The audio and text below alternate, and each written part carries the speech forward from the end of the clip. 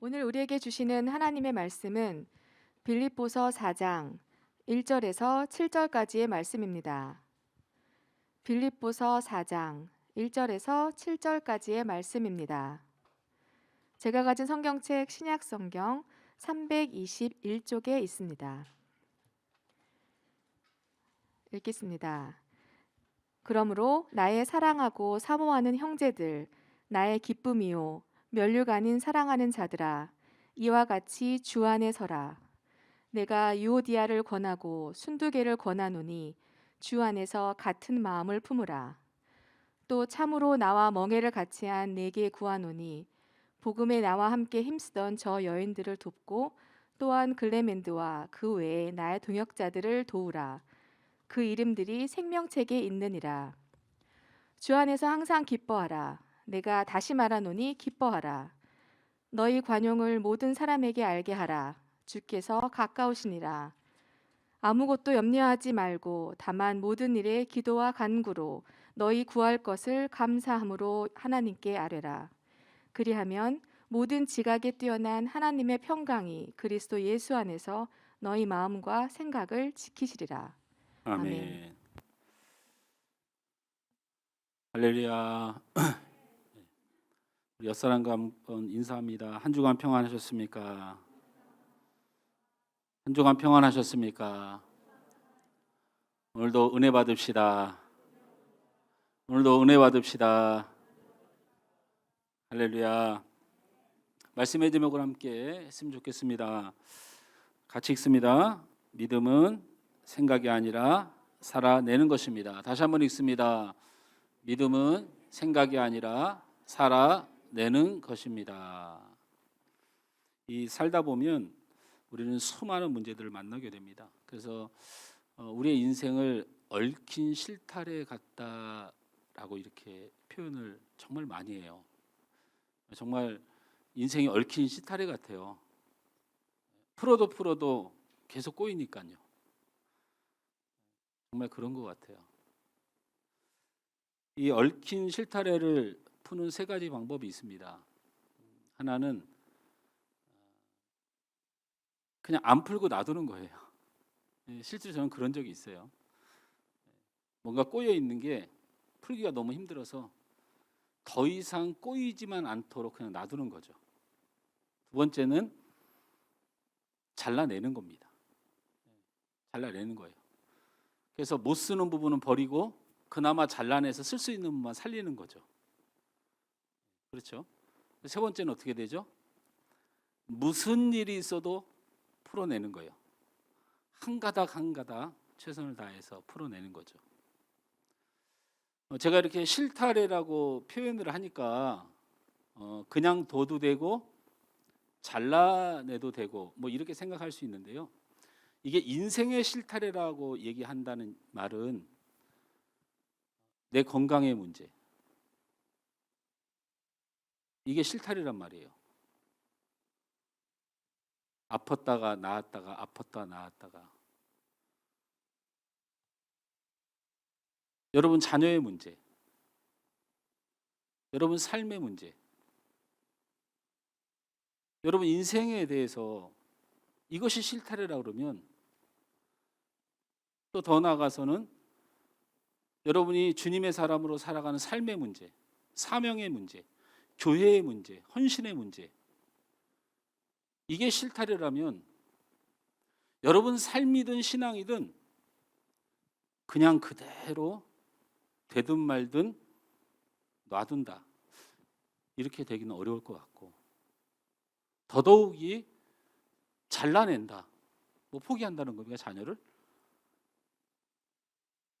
부모에게 자녀는 포기의 대상이 아니에요.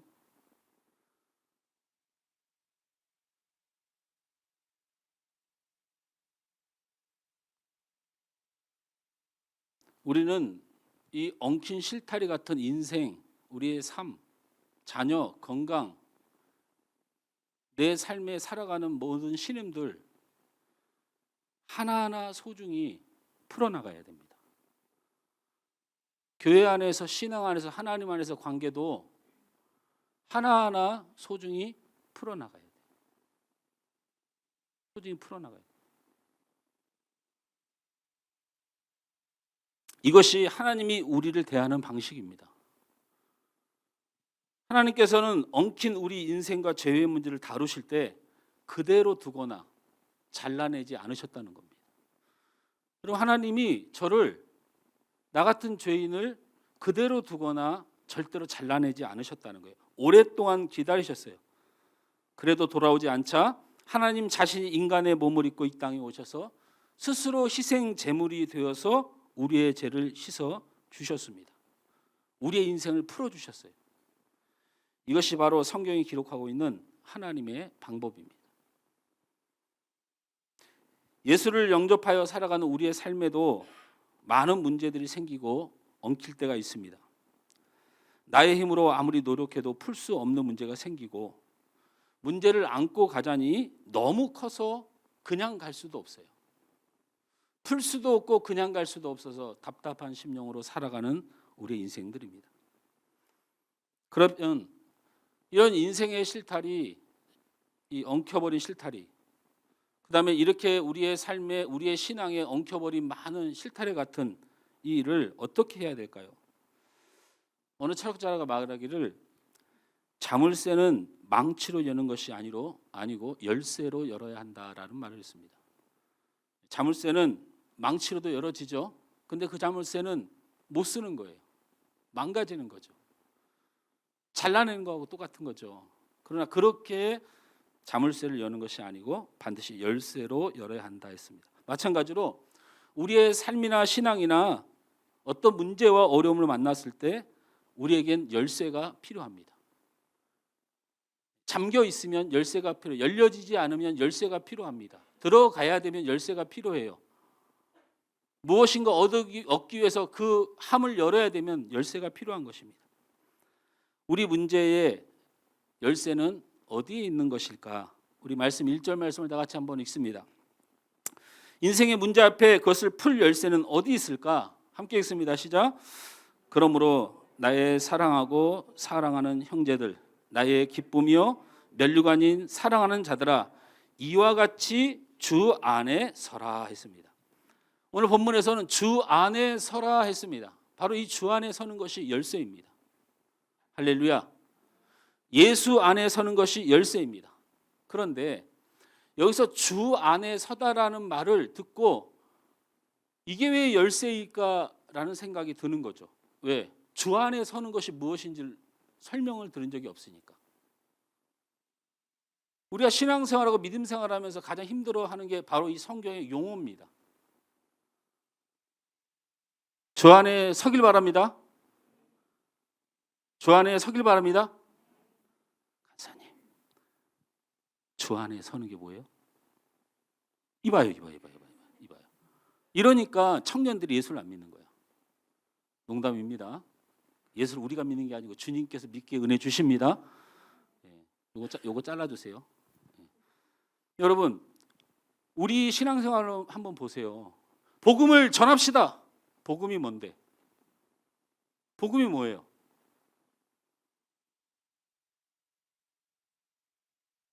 그건 어느 정도는 알죠? 자, 말씀드렸습니다. 삶이든 신앙이든 동일합니다. 여러분, 하나님 앞에서 신앙 안에 역사하고 삶 안에는 역사 안 하는 게 아니에요. 세상이나 교회나 우리 인생을 풀어가는 열쇠가 있습니다. 그 열쇠가 오늘 성경에서는 주 안에 서다라는 말로 주 안에 서는 것이라고 말했어요. 그래서 제가 이 본문을 가지고 그대로 주 안에 서길 바라며 했더니 여러분 아멘 했죠? 제가 주 안에 서는 게 뭐냐고 물었더니 멍하잖아요.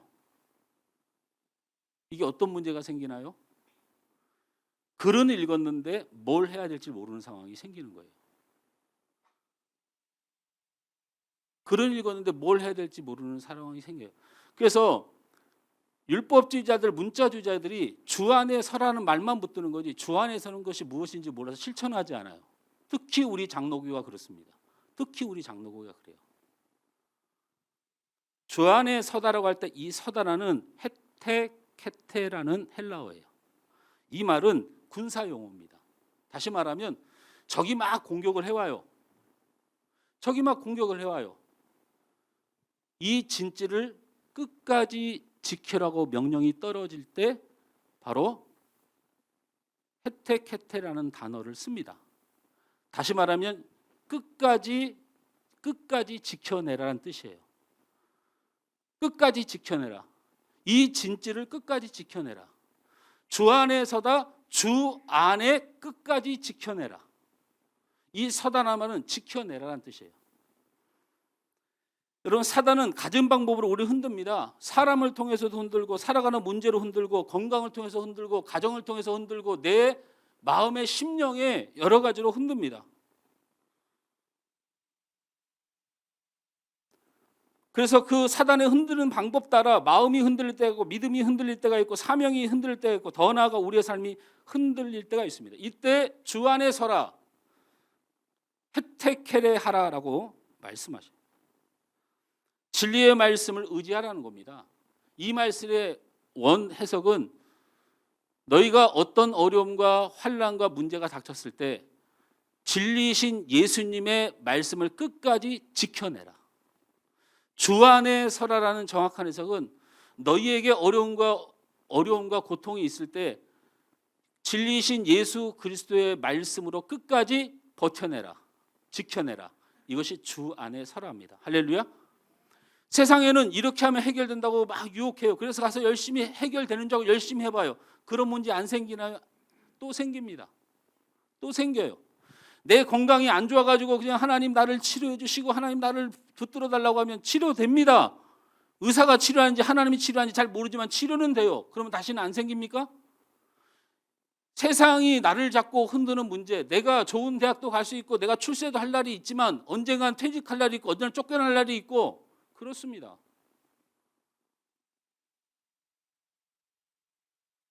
우리 한기복 집사 신랑이 아주 오래전에 좋은 직위에 올라가서 아이고 내가 축하해 했더니 이게 형님 좋은 게 아니에요.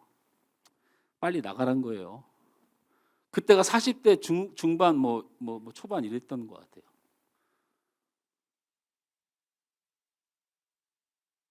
우리의 인생을 살아갈 때, 우리의 인생의 실타래를 풀어갈 때 그대로 살아서도 안 되고 우리가 무엇인가 잘라내는 세상의 힘과 원리와 논리로 해결해서도 안 됩니다. 우리의 인생의 문제는 열쇠, 즉 진리이신 예수님의 말씀을 통해 풀어야 합니다. 할렐루야. 그래서 주 안에 서라라는 단어에 각주가 달립니다. 각주라는 말은 이 원문 주 안에 서라는 이 스테케테라고 하는 이 단어에 대해서 성경에서 연관되어져서 이 본문을 이렇게 이해하세요. 주 안에 서라란 말은 이렇게 이해하시면 됩니다 하고 붙는 성경을 말합니다. 계시록 3장 20절 말씀이 그렇게 붙습니다. 함께 읽습니다. 시작. 볼지어다 내가 문 밖에 서서 두드리노니 누구든지 내 음성을 듣고 문을 열면 내가 그에게로 들어가 그와 더불어 먹고 그는 나와 더불어 먹으리라. 이게 주 안에 서다라는 말이에요. 주 안에 서다는 삶의 어려움 가운데 근심 가운데 염려 가운데 심령을 우리 주님이 두들기니 문을 열어라. 주님이 들어가서 해결하겠다. 내가 거기서 너와 함께 살겠다. 내가 해결하면 될 거 아니냐. 이 뜻이라는 거예요. 주 안에 서다. 마음을 여십시오. 말씀으로 마음을 여세요. 어디서 막 주님이 내게 말씀하셨다 막 이렇게 떠들고 다니지 말고 오직 하나님이 우리에게 정황무화 허락하신 이 말씀으로 마음을 여시는 거예요. 두 번째 관련 검색어가 관련 성구 뭐가 있습니까? 요한복음 15장 5절에 함께 있습니다. 나는 포도나무요 너희는 가지라. 그가 내 안에 내가 그 안에 거하면 사람이 열매를 많이 맺나니 나를 떠나서는 너희가 아무것도 할 수 없느니라. 주 안에 서다라는 말씀이 관련 성경이 저 말씀이라는 거예요. 예수님이 나무니 우린 가지는 연약해서 부러질 수도 있지만 우리 예수님이 나무니 우리가 이 큰 열매를 가지에서 맺을 수 있을까? 예수님이 나무니 우리는 말라서 때로는 시들해지고 겨울에 시들해지는 것 같지만 나무가 죽지 않는 이상 여러분 가지는 영생합니다. 가지는 반드시 열매 맺습니다. 예수님이 우리의 중심이 되시면 예수님의 그 영향이 우리에게 반드시 공급되면 우리는 살아납니다. 할렐루야? 할렐루야? 그러니까 이게 무슨 말이에요? 주 안에서다. 주님께 공급받다. 주님이 내 안에 들어오다. 뭐가? 말씀이. 주님의 말씀이, 예수님의 말씀이, 진리신 그분의 말씀이 내 안에 들어오는 과정을 말하는 겁니다. 할렐루야. 자, 그래서 오늘 말씀을 한번 열어가 보길 원해요. 우리 삶의 문제를 크게 두 가지로 나눕니다. 하나는 사람과의 문제예요. 여러분, 생각보다 먹고 사는 문제만큼이나 되게 힘든 게 사람과의 문제예요. 여러분 가정에서 밥 세 끼 못 먹어서 힘든가요? 아니잖아요. 남편 때문에 힘들고, 아내 때문에 힘들고, 자녀 때문에 힘들고, 부모 때문에 힘들고, 직장에서 힘들고. 여러분, 내가 가진 것이 없어도요, 가진 것이 없는 사람끼리는 괜찮은데요, 내가 가진 것이 없고 많이 가진 사람과 관계 때문에 힘든 경우도 있어요. 힘든 경우도 있습니다. 첫 번째가 사람 때문에 힘들어요. 둘째는 살아가는 삶 때문에 힘들죠. 오늘 본문은 정확히 사람의 문제와 살아가는 문제에 대한 열쇠를 동시에 보여줘요. 자, 따라서 합니다. 사람의 문제는 정의가 아니라 관용으로 풀어야 합니다. 제가 말씀드렸잖아요. 주 안에 서라, 진리의 말씀을 받아들이라는 거예요. 세상 방법으로 생각하지 말고 말씀을 받아들이라는 거예요. 오늘 말씀에서 뭐라고 얘기하냐면 사람과의 관계는 정의로 풀지 말고 관용으로 풀라. 성경의 진리에, 예수님의 진리에 우리에게 명령하고 있다는 거예요. 할렐루야. 2절 말씀을 잠깐 보면요, 읽을 필요까지는 없습니다. 여기 보면 내가 유오디아를 권하고 순두개를 권하노니 주 안에서 같은 마음을 품어라, 이렇게 말씀하잖아요. 저 말이 무엇을 뜻하느냐면요, 빌립보서 4장 2절에 유오디아가 순두개가 서로 사이가 안 좋다는 걸 뜻해요. 둘이 다퉜다는 걸 뜻해요. 저분들이 빌립보 교회 여성 리더 중에 여성 두 분인데, 여러분 이 빌립보 교회는 여성의 주도권이 굉장히 센 교회예요. 왜? 누가 개척을 했어요? 예? 자색 옷감 장수 루디아가 개척한 교회예요. 여성분이 개척한 교회다여서 그런지 그 안에 여자 성도들이 굉장히 힘을 가지고 있었는데, 그 중에서 유오디아하고 순두개가 둘이 사이가 굉장히 안 좋아요. 두 여성이 서로 다투게 된 것이죠. 이로 인해서 교회 전체가 실타래처럼 엉켜버리고 기도가 멈춰지고 예배가 식어지고, 그리고 이와 같이 얽혀있는 상태를 그냥 내버려 두게 되면 교회가 힘을 잃고 하나님께 맡겨주신 사명을 할 수 없게 될 것이고, 결국 하나님의 영광으로 세워질 교회가 영광이 가려지게 되는 일이 생기는 것이죠. 우리는 많은 문제를 만납니다. 그 중에서도 가장 힘이 드는 문제가 바로 사람과의 문제, 대인관계의 문제입니다. 이것을 참 해결하기가 어려워요. 사람과의 관계는 적응되어진다고 해결되는 게 아니에요. 여러분, 꼴보기 싫은 사람은요, 봐도 계속 꼴보기 싫습니다.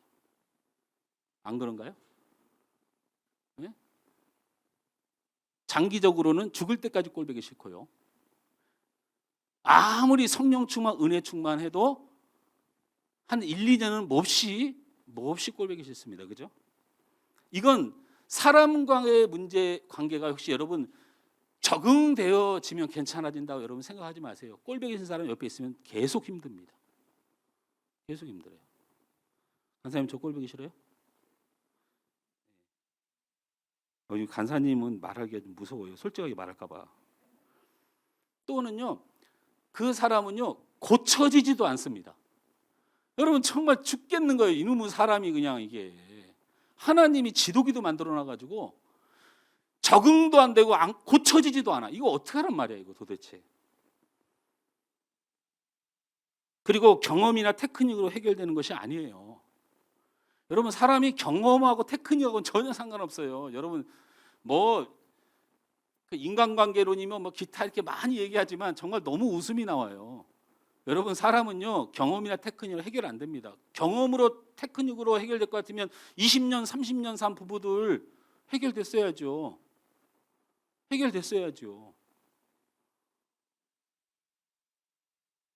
저희가 결혼 22주년이에요.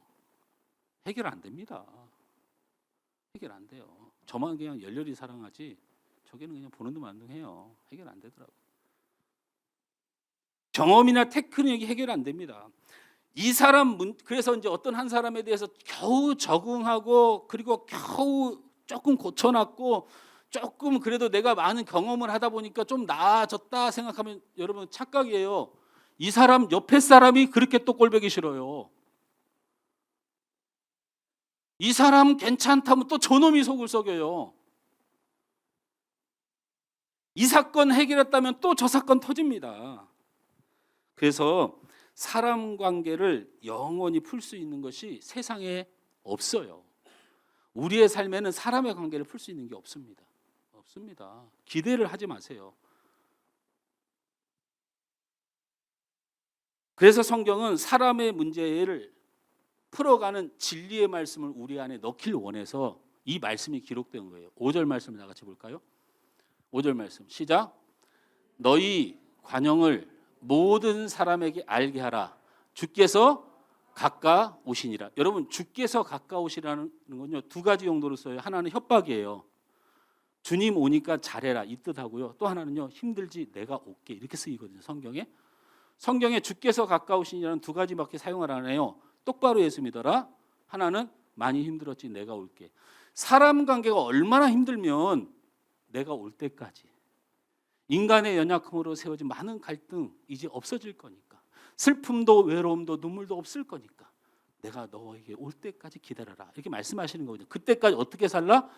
너희 관용을 모든 사람이 알게 하라. 이러면 해결됩니다. 이러면 해결돼요. 왜냐하면 관용이라는 이 헬라어가 성경에는 관용이라고 써 있는데 모든 사람에게 무엇을 알게 하라? 관용을 알게 하라 했는데 이 관용이라는 단어가 에피에이케스라는 단어예요. 에피에이케스. 이거는 온순함, 친절함, 참을성.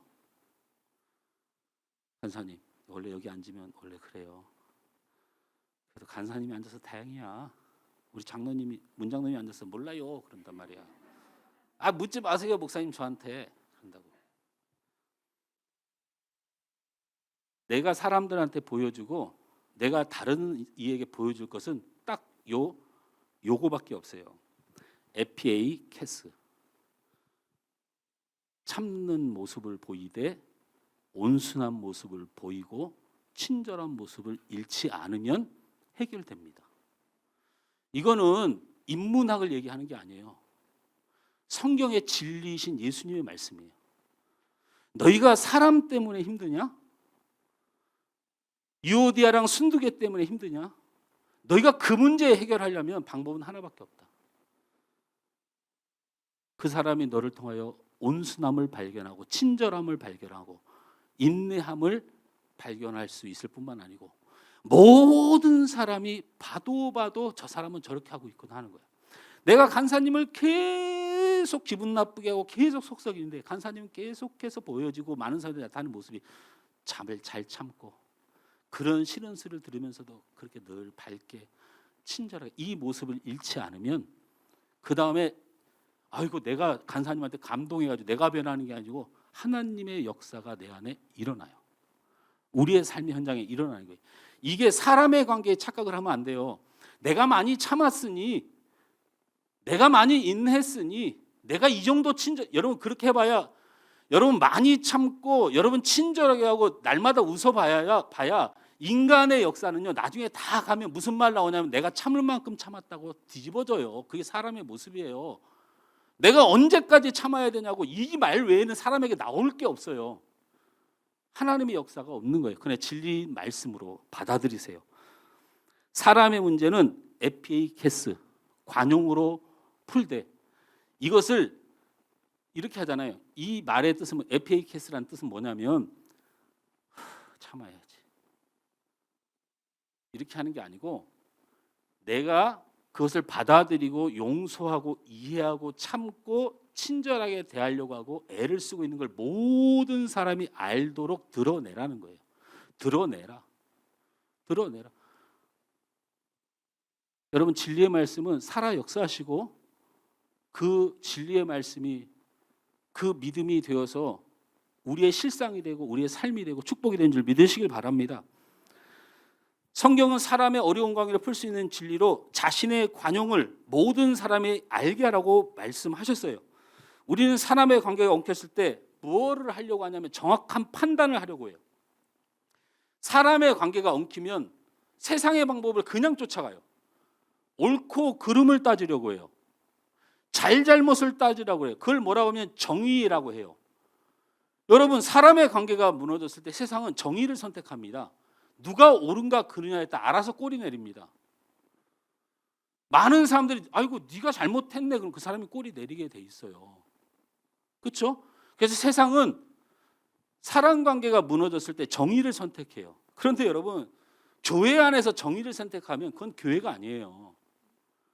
여러분, 교회 다니면서 뭐 목사님들이 뭘 잘못했고 교회가 부패했고 뭐 믿음의 사람들이 뭐 잘못했고, 여러분 그냥 세상에서 떠드는 소리, 목사들도 잘못한 거 알고 교회가 또 잘못한 거 알고 성도도 똑바로 못 산 거 다 아는데, 그렇다고 해서 교회에서 정의 세우지 마세요. 교회는 정의를 세우는 곳이 아니에요. 정의를 세우는 문제는 하나님과 나와의 관계에서 내가 하나님 앞에 똑바로 하는 문제예요. 교회는 용서하는 곳이에요. 죄인을 사랑하는 곳입니다. 여러분, 보듬어 주는 것이에요. 세상 사람들이 우리에게 정의를 요구하면 우리가 죄송하다고 양보하는 거예요. 똑바로 못해서 죄송하다고 사과하는 거예요.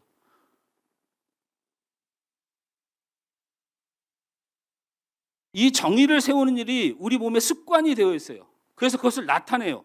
상황 속에서 그름을 드러내게 돼요. 우리는 틀림을 드러내려고 해요. 저 사람이 잘못했다고 얘기하고 싶어요. 저 사람이 문제라고 얘기하고 싶어요. 우리 인간의 세상의 육의 속성이 그렇다니까요. 내가 살려면 저 사람의 흠이 드러나는 게 그렇게 속이 편할 수가 없어요. 설령 그렇게 해서 정의를 세웠다 합시다. 그렇게 해서 상황이 깨끗이 정리되면 그 사람의 잘못이 드러나겠죠. 그 사람의 그름이 잘 드러나겠죠. 그 사람의 틀림이 드러나겠죠. 여러분 속은 시원할지 모르지만 여러분, 사람은 망가진 겁니다. 그 사람은 죄인이 된 거고 잘못한 것이 된 거고 그 사람은 나쁜 사람이 되었는데 그게 사람관계 회복이라고 볼 수 있습니까? 여러분의 승리라고 봐야 되죠. 여러분의 기분 좋음이라고 봐야 되는 거예요. 안 그렇습니까? 그렇지 않아요. 이걸 하나님이 우리에게 요구하시겠습니까? 이런 정의를? 나는 이기고 저는 저 사람 패하고, 나는 좋은 사람이고 저 사람 나쁜 사람 되게 만드는 일, 이게 하나님이 우리에게 요구하는 것일 거라고 생각하십니까? 아닙니다. 결국에는 그런 식으로 하면 사람과의 관계는 해결된 것은 아닙니다. 시를 통해서 은혜로운 기도문을 쓰시는 윌리엄 버클리는 이렇게 말했어요. 관용은 정의보다 더 나은 그 무엇이다. 여러분, 정의보다 관용이 아주 중요합니다. 정의는 있는 그대로 갚는 것이죠. 눈에는 눈, 이에는 이, 한치의 오차도 없이 가감 없이 잘못했으면 그 잘못을 그대로 판결하는 거예요. 이것은 사랑과 세상의 방법입니다. 하나님의 방법은 절대로 아닙니다. 하나님은 사랑하고 이해하고 덮어주고 참아주고, 그렇게 해서 많은 사람들이 너를 통하여 하나님께 영광을 돌리게 하라. 이게 성경의 원칙입니다. 우리의 삶의 원칙이에요. 너 얼마나 힘들었니? 저 집사님 되게 힘들 텐데 그래도 저렇게 충성한다. 저분 저렇게 상처받았을 텐데 그래도 저렇게 친절하고 사랑스럽게 한다. 정말 예수 믿는 사람답다. 하나님 믿는 사람답다. 이 말 한마디 들으시려고, 이 말 한마디 들으시려고 하나님이 이 땅을 만드신 거예요. 하나님,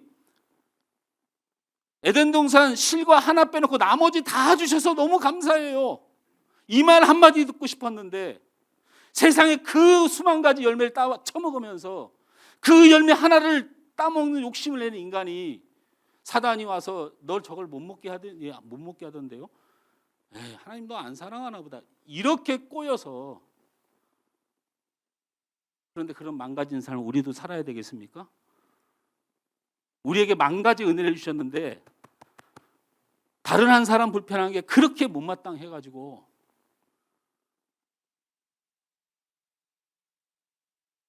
하나님께서는 우리를 사랑하시는 방법을 처음부터 끝까지 보여주셨어요. 하나님을 배반하고 하나님께 늘 죄를 범하는 우리를 향하여 정의를 실현하지 않으셨습니다. 우리를 잘라내지 않으셨어요. 정확히 판단하지 않으셨어요. 우리를 심판하지 않으셨어요. 징계하지 않으셨어요.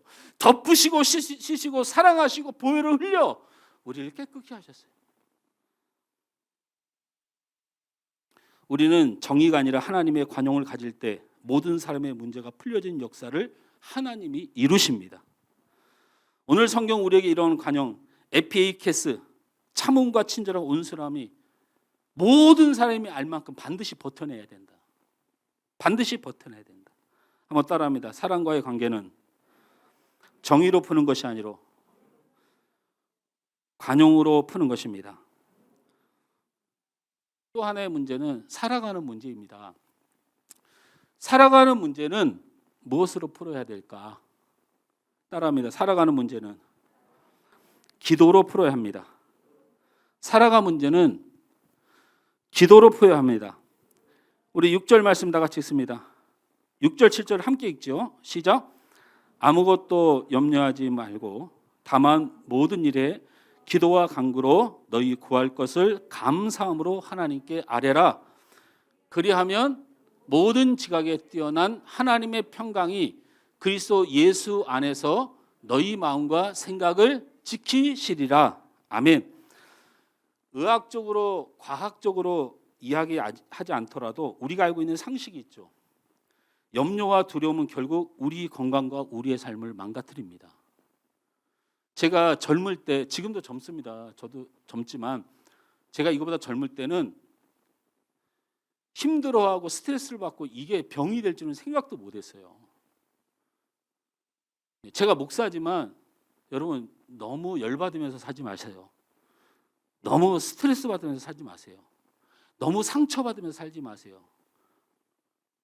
우리 육신은 이 땅으로 원리로 지어진 흙으로 지어진 존재라 이 땅의 원리대로 병듭니다. 스트레스 많이 받으면 병돼요. 그런데 이런 염려와 걱정이 당연한 결과로 스트레스는 당연한 삶의 영역으로 우리는 생각했어요. 그래서 믿지 않는 사람도 믿는 우리도 어쩔 수 없이 이런 여러 가지의 문제를 삶의 무게로 가지고 산다고 그렇게 생각했어요. 근데 여러분 성경만은 그렇게 말하지 않았어요. 염려하지 말고 기도하라. 염려하지 말고 기도하라고 했어요. 성경이 한 번도 염려와 두려움에 대해서 염려하지 말고 기도하라고 했다니까요. 우리의 삶이 힘들고 어려운 것 분명히 많은 문제들이 있기 때문인 것이 분명해요. 그래서 세상 사람들은 문제가 많아서 삶이 힘들다 이렇게 말하는데요. 여러분 그리스도인들은 회개해야 돼요. 어떻게 회개해야 돼요?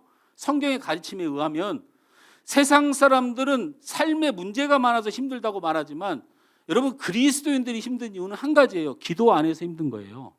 기도 안에서 힘든 겁니다. 왜? 염려하지 말고 걱정하지 말고 두려워하지 말고 너희 하나님께 맡기고 바라고 기도하라고 했잖아요. 성경은 진작에 스트레스가 병이 되기 전에 이미 이렇게 힘든 문제가 있으면 하나님 앞에 기도하라고 했어요. 그러니 세상 사람들 하나님을 모르니까 그들은 문제 때문에 힘들다고 말하는 게 맞아요. 그런데 그리스도인들은 방법을 알고 있는데 힘들지 않는 방법, 문제가 해결되는 방법을 주셨어요. 그게 뭡니까? 기도입니다. 그러니까 세상 사람들은 문제가 많아서 힘들다고 잘못했다고 말하지만 그리스도인들만큼은 문제가 많아서 잘못했다고 말하면 안 돼요. 뭘 못해서 힘든 거예요? 기도를 못해서 힘든 거예요. 여러분 남편이 힘들게 합니까? 세상 사람들은 남편 때문에 죽겠다고 말하지만 여러분 그리스도인의 부인들은요 기도 안에서 힘들다고 말해야 되는 거예요. 자녀 때문에 힘들다고 세상 사람들은 자녀 때문에 힘들다고 말할지 몰라도 여러분만큼은 기도 안에서 힘들다고 말해야 되는 거예요. 할렐루야? 할렐루야? 이게 성경의 진리를 붙드는 삶의 바른 신앙이에요. 여러분 성경은 여러 가지 선택을 권유하는 책이 아닙니다. 오직 한 길, 오직 진리, 오직 사는 길만을 말합니다. 성경은 우리가 염려와 걱정이 될 때 기도하면 산다고 말씀하고 있습니다. 문제는요. 이 기도가 책임이나 의무로 착각을 하고 있는 거예요. 여러분 기도는 책임과 의무 아닙니다.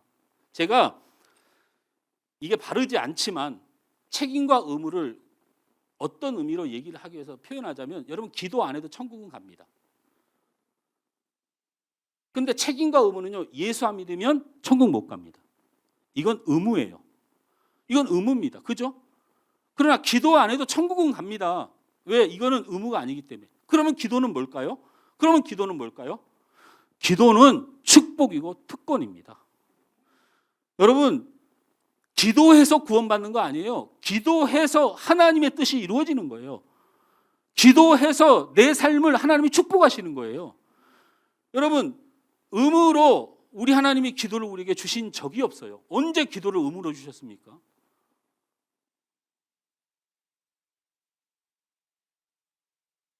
칠 절 말씀을 잠깐 띄워주면요, 이 단어 하나만 설명할게요. 모든 지각에 뛰어난 하나님의 평강이 그리스도 예수 안에서 너희 마음과 생각을 지키시리라.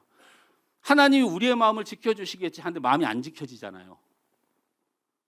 그러니까 항상 성경을 읽을 때 해결이 안 되니까 자꾸 예수를 안 믿는 거라니까요. 논리적인 세대의 그 젊은 세대가 이제 현실 감각 떨어지면 안 와요. 헌금하기 싫은데 헌금 얘기하면 안 합니다. 무슨 헌금에 의무감이 있어요. 여러분, 은혜 안 되고 믿음 제대로 서지 않으면 헌금 생활 안 되는 거예요. 여러분, 돈을 제일 사랑하는데 가장 사랑하는 거 주님께 드리는 게 쉽습니까? 안 됩니다. 절대로 안 돼요. 뭐 12조 생활, 뭐 생활, 여러분 설교할 필요가 없어요. 그거는 설교로 되는 문제가 아니에요. 저 말씀에 하나님의 평강이 예수 안에서 우리의 마음과 생각을 지킨다고 그랬는데 하나님 믿어도 마음이 안 지켜져요. 똑같아요. 똑같아. 이러니까 하나님 의지 안 하는 거예요. 자꾸 내가 저 사람을 미워하는 고민이 있어서 하나님께 기도했어요. 하나님의 평강이 내 마음을 지켜줘야 되는데 안 평강하고 계속 꼴보기 싫어요. 이제 하나님께 기도 안 하게 돼요. 안 하게 됩니다. 문제 해결 안 되는데 왜 하나님께 기도합니까? 무슨 단어가 해석이 잘못돼서 그래요? 우리는 하나님이 우리의 마음을 지켜준다고 착각을 해요. 착각을 해요. 근데 가장 핵심적인 단어는 다시 한번 7절 띄워주세요.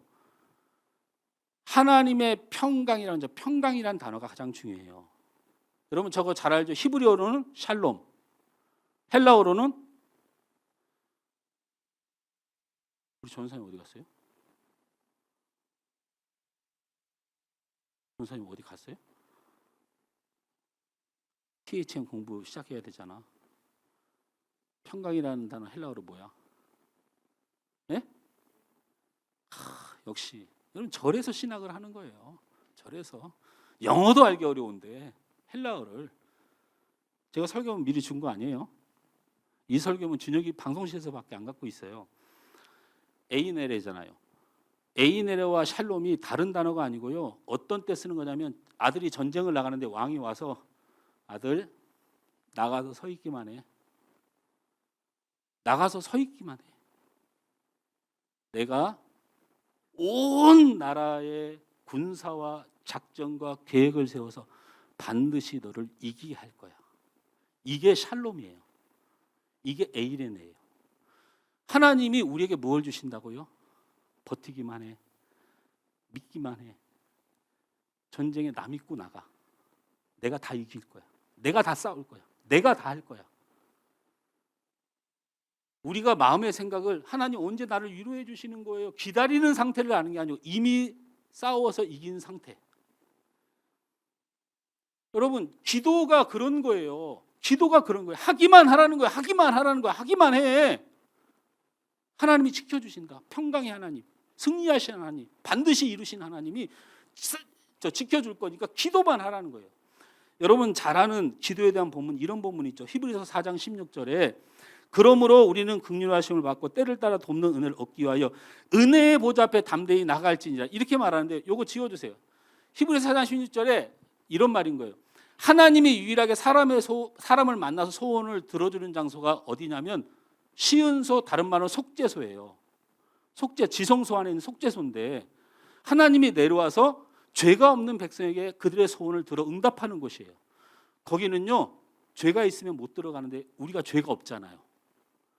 예수 그리스도의 보혈로 깨끗이 씻음 받은 우리잖아요. 그래서 우리만 들어갈 수 있는 곳이에요. 그래서 저 성경이 그 말에 너희가 은혜의 보좌에 나가는 사람들 아니냐. 때를 따라 돕는 하나님이 너를 도와주실 거다. 여러분요, 기도는 특권입니다. 이 특권은 사용하면 얻는 것이지만 사용 못하면 손해보는 거예요. 사용 안 하면 그대로 사는 거예요. 사용 안 하면 세상처럼 사람처럼 사는 거예요. 기도 안 하는 사람이 세상처럼 사람처럼 사는 거예요. 이 세상에 구원받은 백성이나 구원받지 않은 백성이, 여러분 제가 솔직히 말하지만 예수 믿어도 대학 못 갈 수 있어요. 예수 안 믿어도 서울대 갈 수 있습니다. 옛날에는 예수 믿으면 복 받는다면서 서울대 간 사람 복 받았다고 하는데 여러분 그거 되게 유치한 농담이에요. 예수 믿어도 가난하게 살 수 있습니다. 예수 안 믿어도 부자로 삽니다.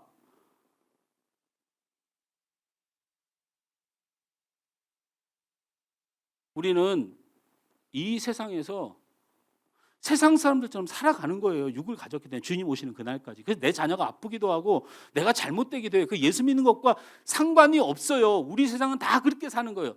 그런데 상관이 있게 만드는 유일한 통로, 나 아프면 안 돼요. 하나님 내 자녀 좀 위로해 주세요. 하나님 그래도 제가 이 세상에 육을 가졌지만 그래도 조금 위로받고 살고 싶어요. 이럴 때 하라고 만들어 놓은 게 기도야. 기도 안 하면 세상 사람처럼 되는 거고, 기도하면 하나님의 역사를 체험하게 만들어 놓으신 거예요. 할렐루야. 말씀을 맺습니다. 저는 이번 한 주간 동안 예수를 떠난 청년들 인터뷰를 받고 우리나라에 교회를 다니다가 안 다닌 청년들 동아리가 있어요. 그 사람들의 인터뷰를 봤는데 거기에 주된 요인, 아주 심각한 주된 요인이 뭐냐면 하나님을 믿어도 사람이 달라지지 않고 하나님을 믿어도 살아가는 문제가 달라질 것도 없는데 내가 왜 하나님을 믿어야 되는지 모르겠다. 이게 답이에요. 나는 하나님을 믿는데 달라지는 게 없어요. 나는 하나님을 믿는데 변한 게 없어요. 그러니 내가 하나님을 믿을 이유가 없다. 그래서 제가 기도하면서 저에게 적용시켰어요. 근데 저는 저렇게 말 못하겠더라고요.